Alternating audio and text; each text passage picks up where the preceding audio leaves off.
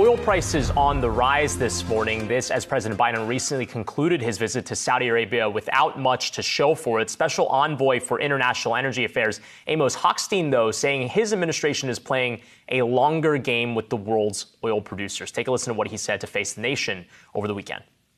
There is additional spare capacity. There is room for increased production. As we've told producers in the United States, we've had conversations over the last several months and weeks with OPEC, and I believe that there is still more room to see additional steps.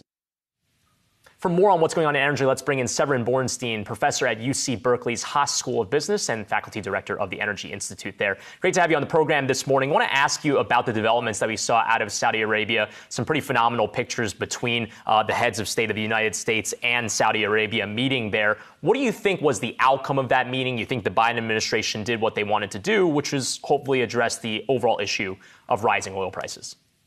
Well, I don't think any of us really knows. Biden said that he expects some changes, and Saudi Arabia said nothing's going to happen until they talk to the rest of OPEC.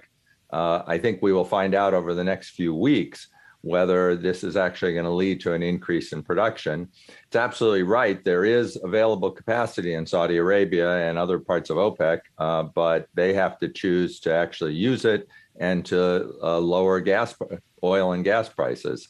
Right now, they are making a lot of money off these very high prices. And so it is certainly tempting for them to just keep prices high. Yeah, Amos Hochstein in that CBS interview seemed to allude to the fact that they got sort of a wink and a nod to say the next time OPEC meets, yes, we're going to keep this request in mind. He also talked about, though, how quickly gas prices have been coming down and said that he expects it to get to $4 nationally. Is that where you see things going? Well, I think that would be pretty optimistic. The futures market for crude oil is suggesting another $15 drop over the next year. That's not a perfect predictor, but it's probably the best thing out there. That wouldn't quite get us to $4 a gallon. Maybe they know something that the futures market doesn't, in particular that Saudi Arabia is going to really open the tap. I would be surprised to see that happen, but I'm not privy to the insides of those political negotiations. I want to ask about kind of another story that's been developing lately. That is the heat wave across all of Europe. There's also in some areas of the United States, even this week, going to be some pretty hot temperatures. Wondering if there are any energy implications to that as well, since we know that homes might need to rely on some extra boost to keep their homes cool. You think that weighs on the price of oil over the short term as well?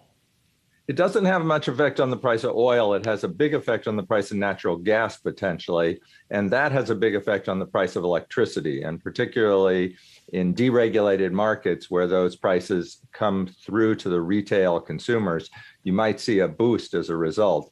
It also has implications for natural gas as we go into the winter, because right now, natural gas sellers are trying to build up inventories. And if they have to use a lot more of that right now to run electricity generation, that makes it harder to build up inventories. And frankly, that puts us in a tougher position with respect to Russia and their threat of cutting off natural gas supplies. I mean, that gets to the point we were talking about early on in the show about this heat wave that we're seeing in Europe. Obviously, the UK, the focus today. But I mean, you could argue they are in a much tighter supply crunch right now than in the U.S. If we're talking about huge strains on the grid right now because of the heat, what does that mean in terms of supply come the winter?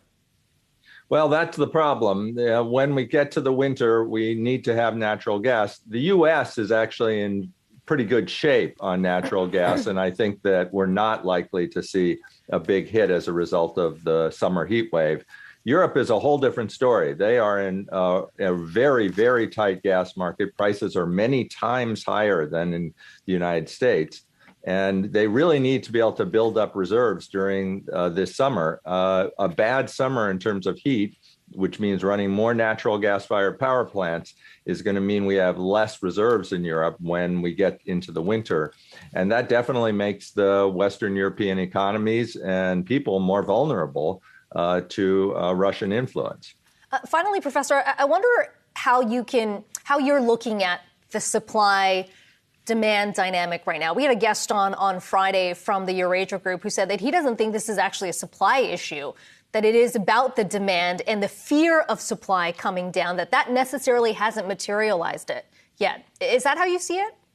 Well, demand is definitely coming back, and we've seen very strong demand for gasoline, which is interesting because at the same time, public transit ridership is still at around half of pre-pandemic levels.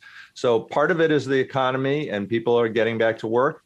Part of it is the fact that people are avoiding public transit and driving a lot more. So that is pushing oil demand up. A recession, if we actually have one, would certainly push it down. And that's been the major driver of the drop in oil prices over the last month or two, is fears of recession, global recession, which would depress oil demand and depress prices. Yeah, and still no resolution in sight with Russia and Ukraine as well, which is going to continue to linger. Severin Borenstein, professor at UC Berkeley's Haas School of Business and faculty director of the Energy Institute at Haas. Appreciate your time today.